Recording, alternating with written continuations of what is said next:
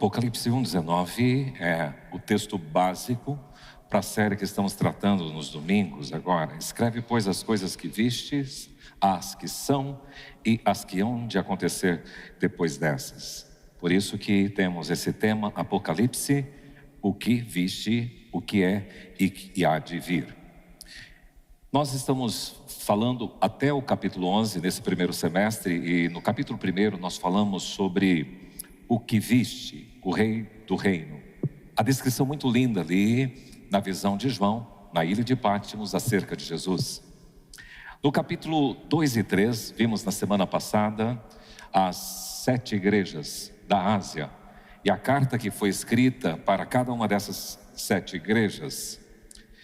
Hoje nós iniciamos o que há de vir, que seria a consumação do reino, que vai do capítulo 4 até o 22.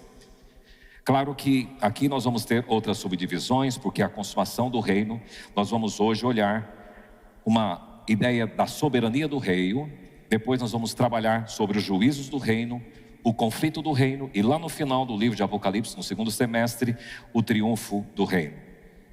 Apocalipse 4 e 5, eu queria convidar você a permanecer com a sua Bíblia aberta em Apocalipse 4 e 5, porque nós vamos olhar esse texto, nós vamos ouvir a leitura primeiro do capítulo 4, depois do capítulo 5, na medida que formos pregando, vocês vão acompanhar esse texto. Vamos ouvir Apocalipse capítulo 4. Apocalipse capítulo 4. Depois disso, tive outra visão e vi uma porta aberta no céu. E a voz que parecia o som de uma trombeta e que antes havia falado comigo disse: suba aqui e eu mostrarei a você o que precisa acontecer depois disso. Num instante fui dominado pelo Espírito de Deus, e ali no céu estava um trono com alguém sentado nele. O seu rosto brilhava como brilham as pedras de jaspe e sárdio, e em volta do trono havia um arco-íris que brilhava como uma esmeralda. Ao redor do trono havia outros 24 tronos, nos quais estavam sentados 24 líderes vestidos de branco e com coroas de ouro na cabeça. Do trono saíam relâmpagos, estrondos e trovões. Diante dele havia 7 tochas acesas, que são os 7 Espíritos de Deus. E em frente do trono havia uma coisa parecida com um mar de vidro, claro como cristal. Em volta do trono, em cada um dos seus lados, estavam 4 seres vivos, cobertos de olhos, na frente e atrás. O primeiro desses seres parecia um leão. O segundo parecia um touro. O terceiro tinha a cara parecida com a de um ser humano. E o quarto parecia uma águia voando. Cada um desses 4 seres vivos tinha 6 asas, que estavam cobertas de olhos nos 2 lados. E dia e noite não paravam de cantar: Santo, Santo, Santo é o Senhor Deus, o Todo-Poderoso, que era, que é e há de vir. Cada vez que os 4 seres vivos cantavam hinos de glória, honra e agradecimento ao que está sentado no trono e que vive para todos sempre, os 24 líderes caíam de joelhos diante dele e o adoravam. Atiravam suas coroas diante do trono e diziam: Senhor nosso e nosso Deus, Tu és digno de receber glória, honra e poder, pois criaste todas as coisas. Por tua vontade, elas foram criadas e existem. Na teologia nós encontramos uma matéria chamada hermenêutica, que trata da interpretação da Bíblia. E dependendo como você trabalha a hermenêutica no texto de Apocalipse, você vai ter uma ideia. Existem 4 linhas, 4 perspectivas que se podem ser usadas. Essas são as principais perspectivas ou formas de interpretação do Apocalipse. primeira perspectiva é a preterista, a segunda histórica, terceira idealista e a quarta futurista. Preterista, pretérito, a gente já aprendeu isso em português, passado. O que entende essa escola? Que tudo que está escrito em Apocalipse aconteceu no primeiro século, na história da igreja, logo ali no início, no contexto das perseguições romanas. A forma histórica entende que o Apocalipse, ele vai se cumprindo no desenrolar histórico, em todas as épocas. A ideia idealista, ou esta forma de interpretação, ou simbólica, ela entende que o Apocalipse apresenta algumas ideias ou verdades espirituais permanentes na luta contínua entre o reino do Senhor e as forças do mal. E por fim, a perspectiva ou forma de interpretação futurista entende que a maior parte das profecias do livro de Apocalipse irão acontecer nos acontecimentos, ou serão cumpridos nos acontecimentos finais da história. Essa é uma interpretação. Em resumo, a perspectiva pretérita ou preterista, ela fala principalmente do passado. A histórica fala da história da igreja, do desenvolvimento. A idealista fala de princípios espirituais contidos nos livros. E a ideia futurista, principalmente do que vai acontecer no futuro. Pessoalmente sou mais simpático à ideia ou a perspectiva futurista, mas também creio que muitas profecias do livro de Apocalipse já se cumpriram, outras estão se cumprindo e outras irão se cumprir. Agora, como é que fica o capítulo 4 e o capítulo 5 à luz dessas formas de interpretação? Na ideia preterista, o trono, Deus está no trono e o Cordeiro está lá e tem autoridade para executar os juízos. Todos eles se cumpriram no primeiro século, especialmente sobre Jerusalém e os seus opositores. Os historicistas entendem capítulo 4 e 5 como Deus no trono e o Cordeiro conduzindo o desenrolar de toda a história da igreja, desde o primeiro século até a volta de Cristo.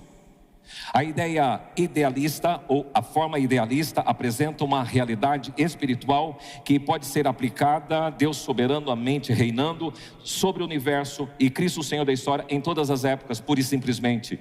E esta perspectiva futurista, Deus no trono e o Cordeiro recebendo autoridade para desencadear os acontecimentos na história e na segunda vinda de Cristo.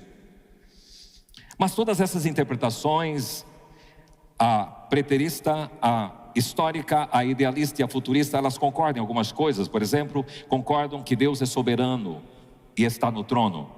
Eles concordam com a dignidade do Cordeiro e também concordam com a adoração de toda a criação, tanto ao Pai como ao Filho.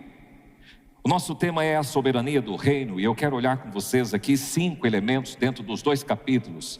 Nós vamos falar sobre o trono, falar sobre os seres celestiais, falar sobre o livro, falar sobre o Cordeiro e fechamos com a adoração.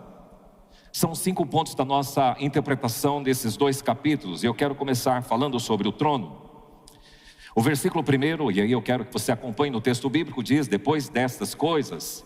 Aqui nós estamos então falando de uma transição, porque depois de ter escrito a carta às 7 igrejas, agora antes de ir aos juízos que irão acontecer a partir do capítulo 6, há uma transição onde somos levados para contemplar o trono. Mas nesse trono existe revelação, porque João diz: vi e ouvi. Não é fruto de imaginação humana de João, mas da revelação divina. Ele não somente viu imagens, mas ele ouviu sons e vozes. Além dessa transição, da revelação, nós temos um acesso, porque tem uma porta no céu. O texto do versículo 1 diz: uma porta aberta no céu. Quer dizer que a revelação celestial está disponível. Nós temos acesso à presença do Deus Pai Todo-Poderoso, aquele que reina. E nós temos oportunidade de acessar o reino. Mas fala também de majestade, porque a voz de trombeta, o falar, o poder, a glória e o domínio, todos em volta do trono, mostram a majestade do Senhor. Mas há um convite aqui também: sobe para aqui. É um chamado para você contemplar os planos de Deus. É como que Deus estivesse dizendo assim: vocês estão vendo a história de um prisma daqui para cima, mas eu queria que você soubesse aqui, João, e você olhasse de cima para baixo e ver como é que é o desenrolar histórico. E há uma profecia, eu vou te mostrar, conforme o versículo 1 diz, o que irá acontecer depois dessas coisas. Mas esse trono, conforme o texto bíblico diz, está ocupado. Versículo 2 está aí: imediatamente eu me achei em espírito, e eis armado no céu um trono, e no trono alguém sentado. Eu me achei em espírito, quer dizer que João não perdeu a sua consciência e nem a sua alma saiu do corpo. O sentido é que ele foi colocado na direção do Espírito Santo em uma condição especial para receber essa divina revelação. E o texto diz no versículo 2: eis armado um trono no céu. Há um lugar definido, fundamentado e estabelecido, e alguém está sentado no trono. Essa concepção de Deus sentado no trono já é uma concepção antiga no costume judaico, porque num dos salmos nós encontramos, capítulo 47, versículo 8, que Deus reina sobre as nações e Deus está sentado no seu trono. Outro salmo diz assim: nos céus estabeleceu o Senhor o seu trono e o seu reino domina sobre tudo. Mas Isaías, que também teve uma visão celestial, ele diz no capítulo 6, versículo 1 de Isaías: no ano da morte do rei Uzias, eu vi o Senhor assentado num alto e sublime trono. Então a concepção de Deus no trono, ela é dentro da visão da revelação do Velho Testamento.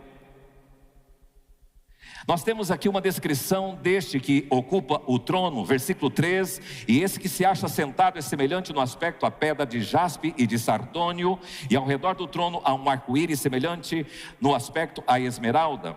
Então o objetivo aqui do autor, ou de João, que recebia a revelação, não é identificar a aparência física de Deus, mas de comunicar alguns aspectos da sua glória nesses símbolos, jaspe, sardônio e arco-íris. Por exemplo, a pedra de jaspe, ela é uma pedra translúcida e uma pedra brilhante, semelhante a uma pedra preciosíssima, conforme o também capítulo 21, 11 discerne, dizendo como pedra de jaspe cristalina. Então essa pedra translúcida representa a glória, a pureza, a santidade e a beleza de Deus. Mas ele continua, é também semelhante ao sardônio, e essa pedra é de tonalidade avermelhada, e a cor avermelhada na Bíblia é associada à justiça, ao juízo divino.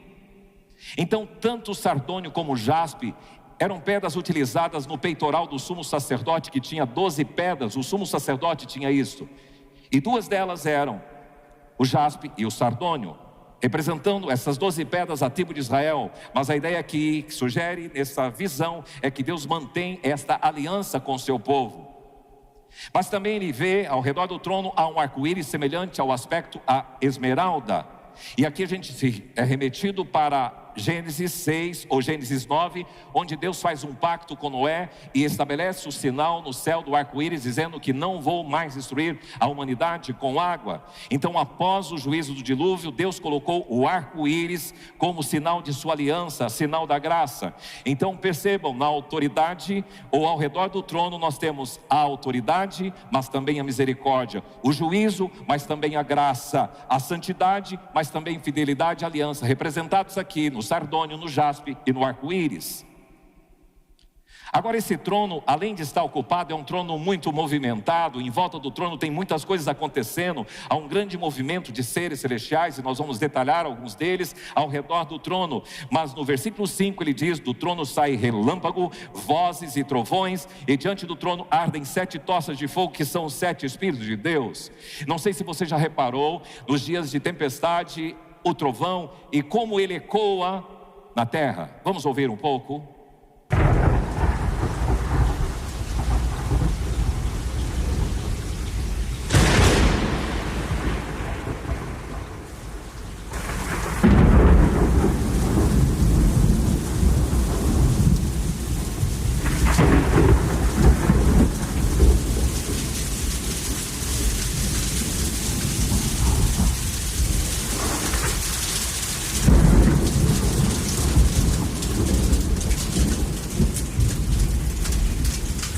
Como você reage diante disso? O povo de Israel, certa vez, quando o Senhor foi dar a lei a Moisés no Monte Sinai, ele estava lá no monte, o povo ao redor do monte, e a Bíblia diz que havia clangor, fortes trovões. Então havia um pavor, um tremor, um assombro, um sentimento assim. Moisés mesmo disse: sinto-me aterrado e trêmulo.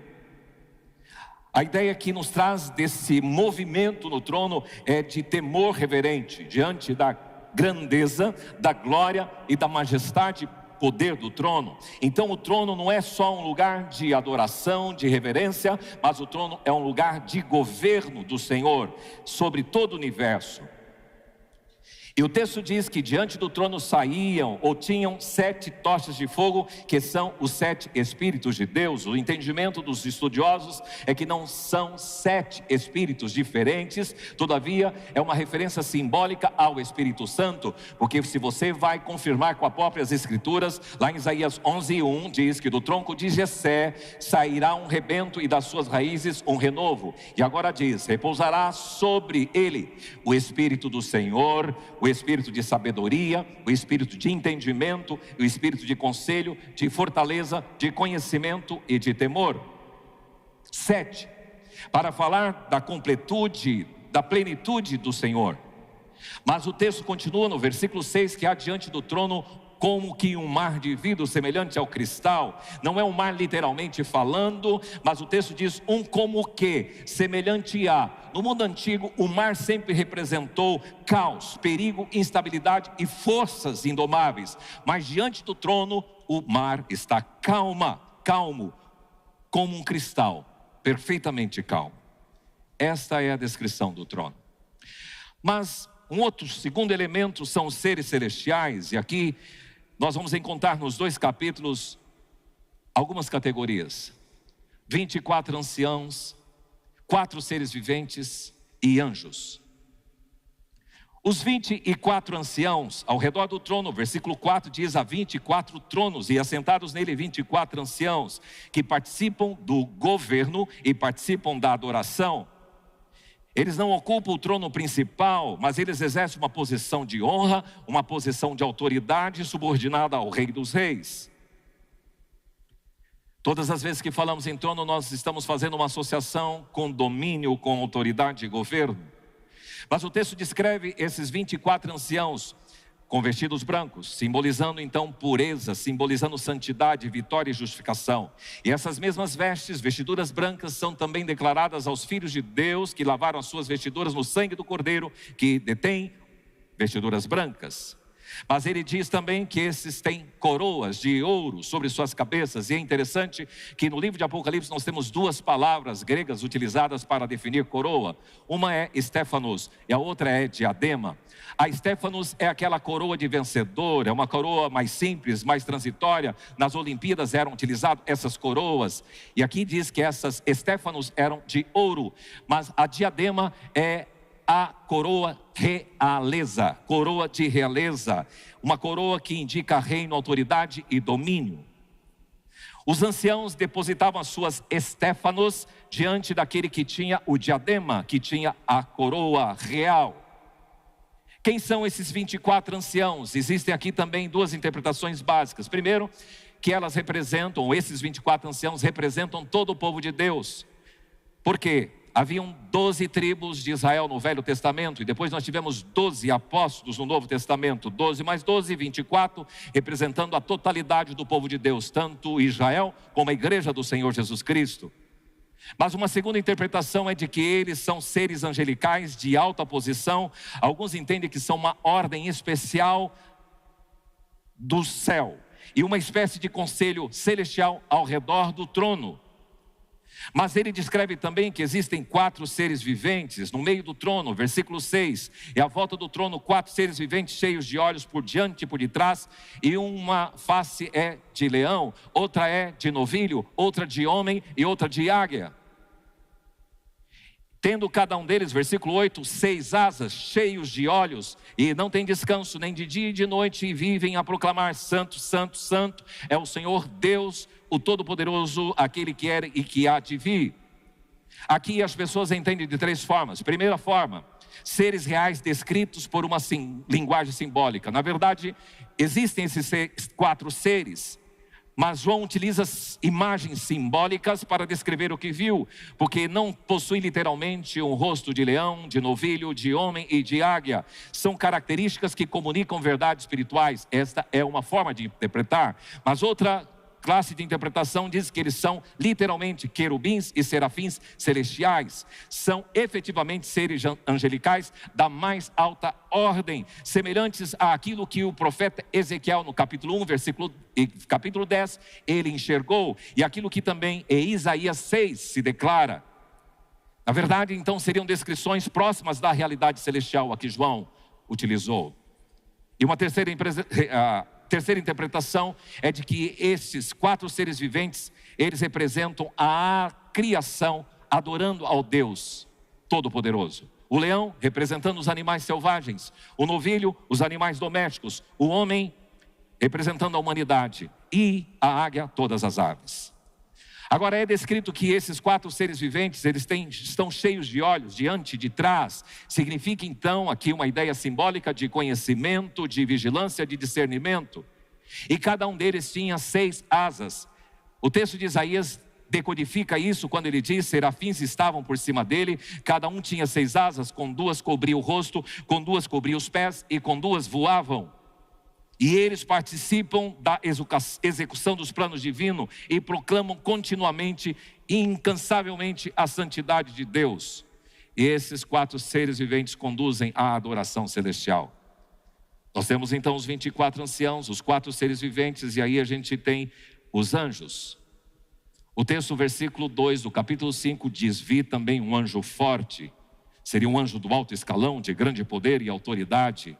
Interessante que no texto vocês vão encontrar no capítulo 5 de que ninguém achara que pudesse abrir o livro. Nem o anjo forte, nem os 4 seres viventes, nem os 24 anciãos puderam abrir o livro. Somente um, que é Jesus Cristo, o Cordeiro. A palavra diz no versículo 11 do capítulo 5: vi e ouvi uma voz de muitos anjos ao redor do trono, dos seres viventes e dos anciãos, cujo número era de milhões e milhares de milhares, muitos anjos. Esses dias eu estava reparando nos jogos da Copa, quantas pessoas estão reunidas no estádio para torcer para o seu time, e é interessante porque dá para você pensar numa visão apocalíptica, porque ali reúne pessoas de todas as etnias, de todas as tribos, de todas as línguas, de todas as nações, para torcer pelo seu time. A ideia cósmica é bem assim.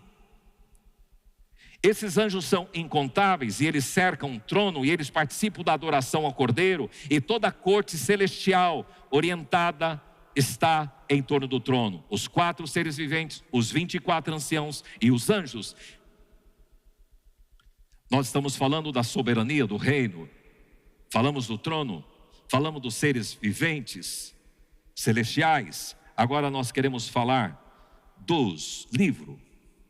Esse terceiro elemento, nós vamos perceber que no livro de Apocalipse tem 4 livros básicos citados. Primeiro, esse livro selado com 7 selos. Depois tem um livrinho que é descrito no capítulo 10, versículo 2, tinha um livrinho na sua mão, e João comeu esse livrinho, e era doce ao paladar, mas quando ele foi no estômago, ele ficou amargo. Representa a mensagem profética de Deus, porque no início ela é palatável, mas depois o juízo pesa. Mas o terceiro livro está no capítulo 20, versículo 12, que diz: então vi os mortos e abriram-se os livros, e nestes livros estão registrados todas as obras humanas, tudo aquilo que você fez, tudo está escrito, registrado, contabilizado. E o 4º livro é o livro da vida, porque o texto diz que outro livro foi aberto, o livro da vida. Neste livro consta o nome de todos aqueles que foram salvos em Jesus Cristo, cujas vestiduras foram lavadas pelo sangue do Cordeiro. Agora, nesse texto do capítulo 5, nós estamos falando do livro selado, e a gente vai perceber nesse texto que este livro selado é o registro de um plano soberano, porque o texto diz: esse livro estava na mão direita de Deus, ou daquele que se assenta no trono. Na mão direita significa poder, autoridade, domínio e governo. Então, o que nos quer dizer é que a história não está fora do controle, está nas mãos de Deus. Salmo 31, versículo 15 diz: os meus tempos estão nas tuas mãos. Além de ser um registro de um plano soberano, é um registro de um plano completo, porque o texto bíblico diz que neste livro estava escrito por dentro e por fora, então nada foi omitido. E os 7 selos indica a plenitude dos decretos divinos, a totalidade, o conteúdo completo, o plano definido e perfeito. Mas esse registro também é de um plano protegido, está selado, e o selo nos lembra de autenticidade, de propriedade e proteção, para identificar que é verdadeiro. Então, este livro está cercado de segurança do segredo divino.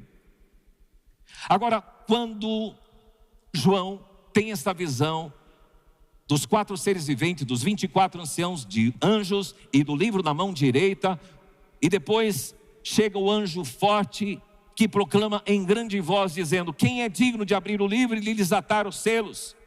Ora, nem no céu, nem na terra, nem debaixo da terra, ninguém podia abrir o livro. Versículo 3 do capítulo 5 diz: e nem mesmo olhar para ele.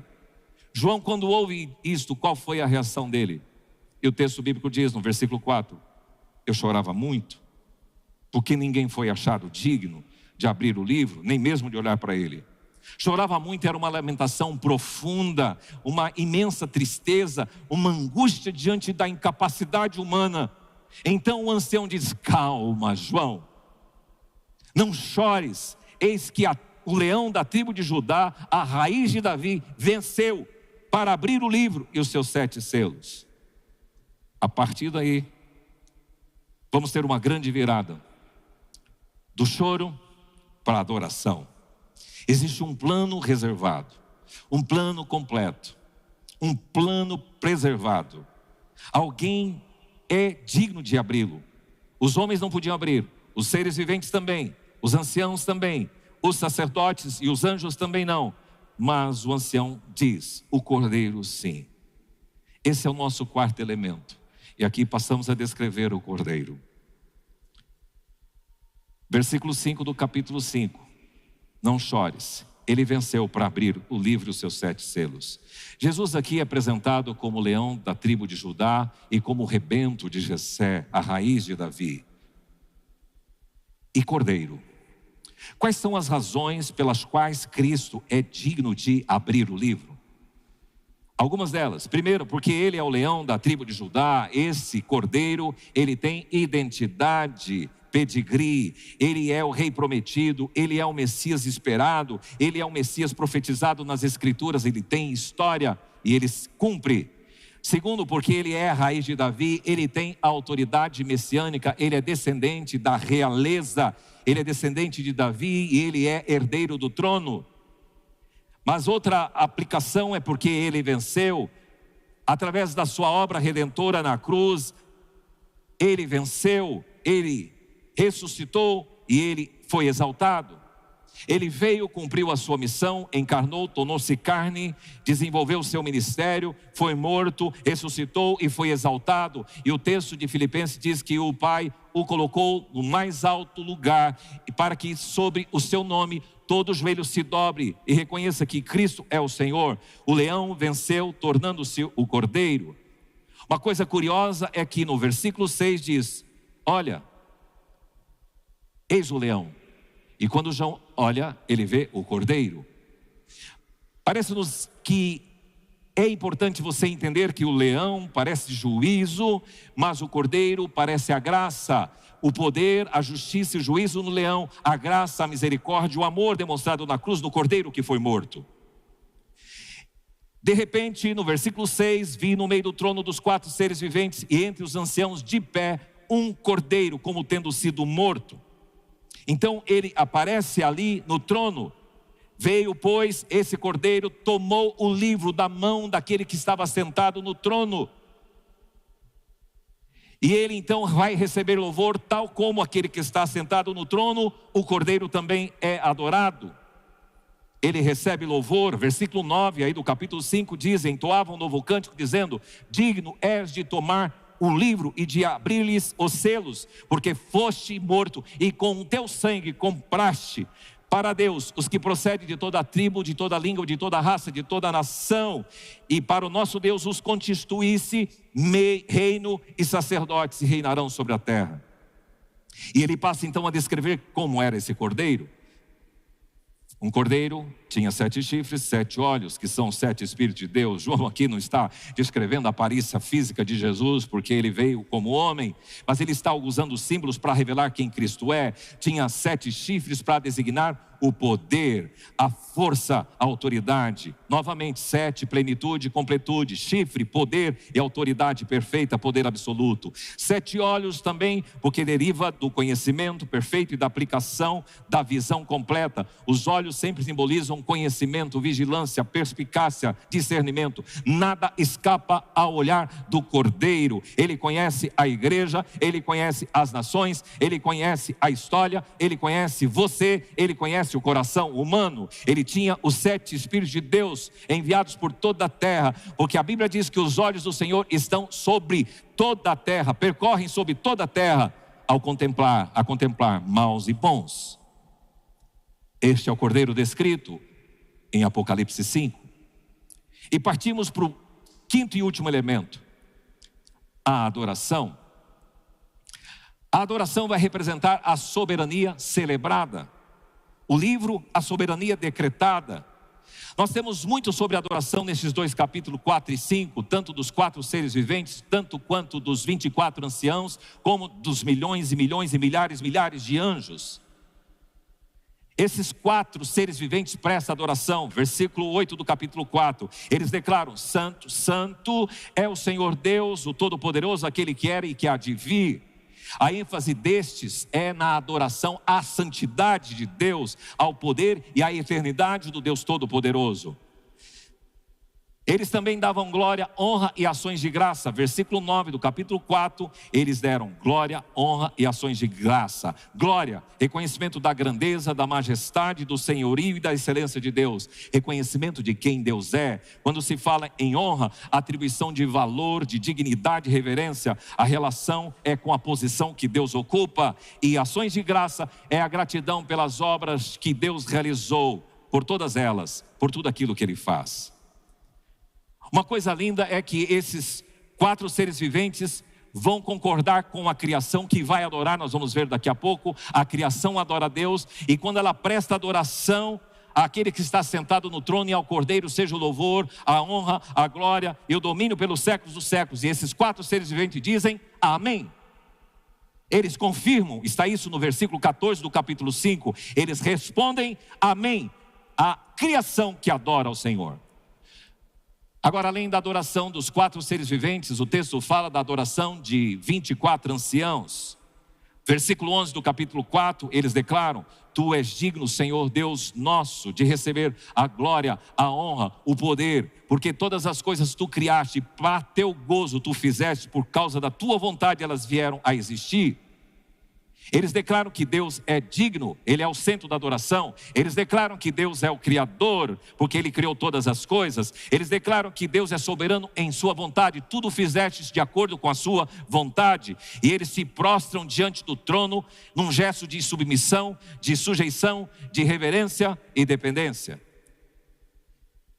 E eles também adoram o Senhor, porque eles tinham nas mãos, o texto bíblico vai dizer que eles tinham taças de ouro, que eram as orações dos santos, e harpa. E aqui 2 símbolos muito interessantes. Quando falamos da harpa, nós estamos falando do louvor, da adoração. E quando falamos da coroa, nós estamos da taça, nós estamos falando da oração dos santos. E esses 24 anciãos com os 4 seres viventes em conjunto, eles adoram. Versículo 9 do capítulo 5, ele diz: digno é de tomar o livro e de abrir os selos.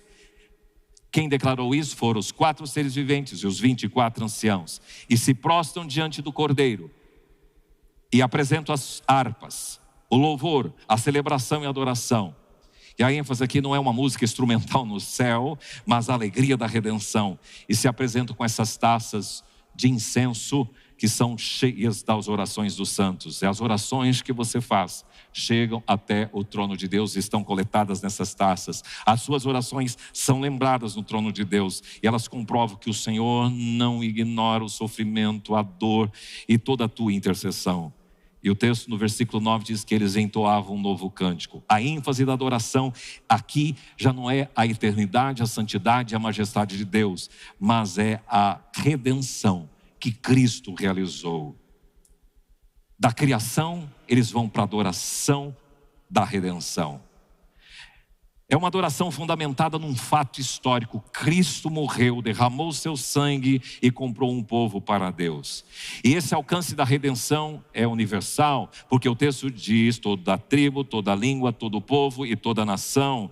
É internacional, é multiétnica, universal em seu alcance. E o resultado desta redenção no versículo 10 é que ele constituiu reinos e sacerdotes, aqueles que são seus filhos. Cristo salva as pessoas e forma um reino, um povo sacerdotal e uma comunidade que pertence a ele. E aí entra os 4 seres viventes que adoraram, os 24 anciãos, os anjos. São incontáveis. Uma multidão incomensurável, um exército celestial imenso. E eles adoram em grande voz, proclamando em grande voz, quer dizer que não há hesitação, não é um canto tímido, não é um louvor e uma adoração pequena, mas eles cantam com grande voz. A igreja do Senhor Jesus é desafiada a louvar ao Senhor com todos os seus pulmões. Às vezes você se apresenta diante do trono e diante do Cordeiro, e você apresenta-se de forma tímida, tacanha, e você tem que explodir em adoração àquele que reina e vive para sempre. E eles exaltam a dignidade do Cordeiro. Eles não perguntam mais quem é digno. Agora eles proclamam: digno é o Cordeiro. A busca terminou, o Cordeiro venceu. E eles celebram a exaltação do Cordeiro, proclamando em grande voz: digno é o Cordeiro que foi morto de receber o poder. 7 coisas: o poder, a riqueza, a sabedoria, a força, a honra, a glória e o louvor. Completo, novamente 7 atributos de exaltação. O Cordeiro é digno de receber toda a honra possível. Veja que há um crescente. Começa com os 4 seres viventes, agora os 24 anciãos, milhões e milhões, milhares e milhares de anjos. E no versículo 13, acompanha o texto: então ouvi que toda criatura que há no céu, e sobre a terra, e debaixo da terra, e sobre o mar, e tudo que neles há, estava dizendo: àquele que está sentado no trono e ao Cordeiro, seja o louvor, a honra, a glória e o domínio pelos séculos dos séculos.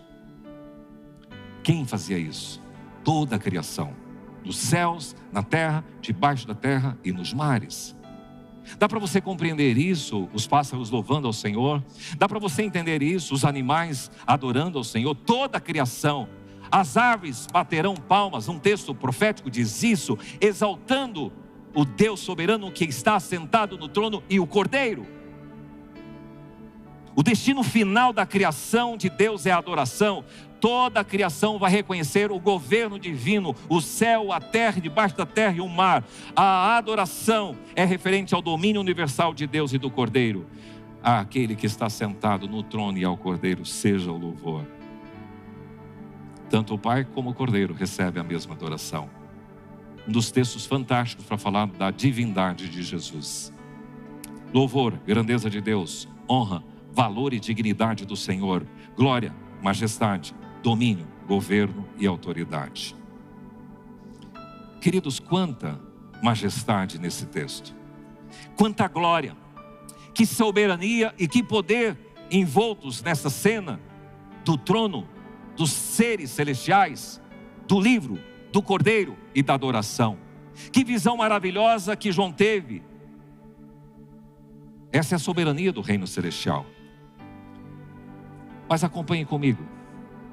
Uma criança observava o avesso de uma grande tapeçaria que a sua avó estava confeccionando. Ela via apenas nesse quadro nós, emendas e aparente desordem. Não tem nada de engraçado, nada de bonito neste quadro. Mas quando a avó artesã virou a tapeçaria, ela viu uma obra magnífica, cheia de cores, formas e propósito. O que parecia confusão era, na verdade, um desenho cuidadosamente planejado. Talvez você olhe para o mundo hoje e vê assim. E quando Deus chama para você subir de lá no céu, sobe para cá, disse Ele, é para que você consiga entender todo o panorama. Nós enxergamos o lado avesso da história. mas Deus vê o lado de cima, a obra acabada. Algumas aplicações. Quando tudo parece fora do controle, lembre-se, o trono continua ocupado. João escreve para uma igreja perseguida, cercada de incerteza, mas antes de revelar os juízos, os conflitos e as perseguições, Deus mostra o trono. O governo muda, mas o trono não. As circunstâncias mudam, mas o trono não. A economia muda, mas o trono não. A saúde muda, mas o trono não. O mundo parece caótico, mas o trono continua estável e ocupado. Segunda aplicação. Quando não se consegue entender os acontecimentos, lembre-se que existe um livro nas mãos de Deus. João chorou porque ninguém poderia abrir aquele livro. Ninguém era capaz. Muitas vezes você e eu choramos porque não entendemos uma enfermidade. Você e eu choramos por causa de uma perda, por uma oração aparentemente que não foi atendida, por uma injustiça que acontece. Mas o livro não está perdido, não foi abandonado, o livro não caiu no chão. O livro está nas mãos do Senhor, daquele que está assentado no trono. Nem sempre entendemos o plano de Deus, mas podemos confiar que Deus tem um plano. Terceira e última coisa. A esperança da igreja não está nas suas próprias forças, mas no Cordeiro. O centro da visão de João não são os anjos, não são os 4 seres viventes, não são os 24 anciãos. O centro da visão é o Cordeiro. Quem é digno? O Cordeiro. Ele é digno. Digno é o Cordeiro que foi morto de receber honra, glória, poder e louvor. Quero convidar você a se colocar em pé. O que fazer? Saiba que Deus está no controle da história. João, vendo um trono, termina com o universo sendo adorado através de todas as criaturas, Deus sendo adorado, o Senhor do universo. Nós vamos chamar você para uma adoração agora, para um louvor. E eu gostaria que, diante de toda essa descrição linda do capítulo 4 e 5 de Apocalipse, que tipo de louvor que você vai oferecer para Ele neste momento? Adoremos ao Senhor. Está sentado no trono e ao Cordeiro. Diga ao Cordeiro que foi morto, santo, santo Ele é. Um novo cântico ao que se assenta sobre o trono do céu.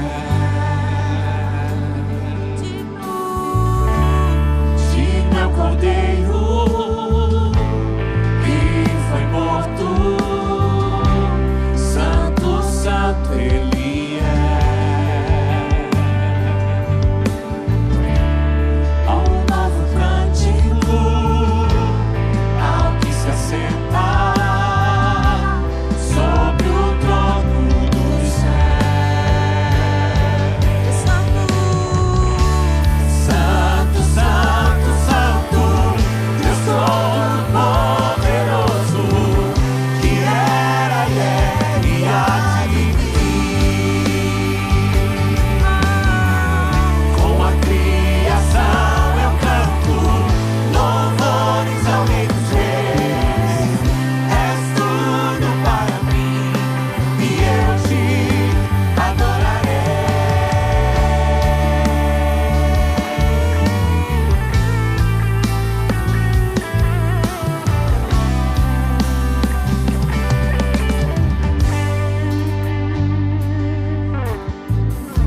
Está vestido do arco-íris, sons de trovão, luzes, relâmpagos, louvores, honra e glória, força e poder pra servir ao único Rei eternamente. Santo, santo, santo,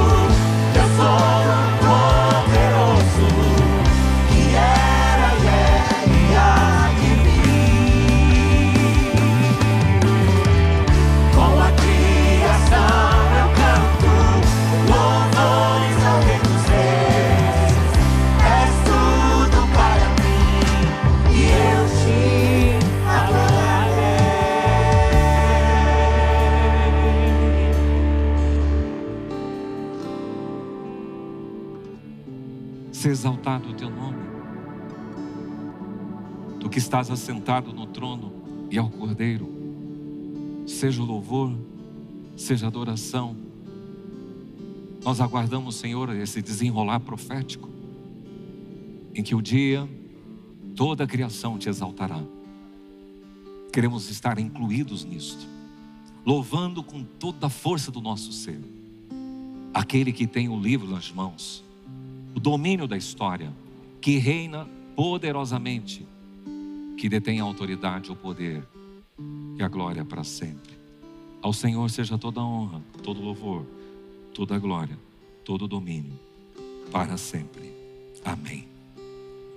Quero convidar você para a semana que vem ler os capítulos 6 e 7, para tratar dos selos e dos juízos.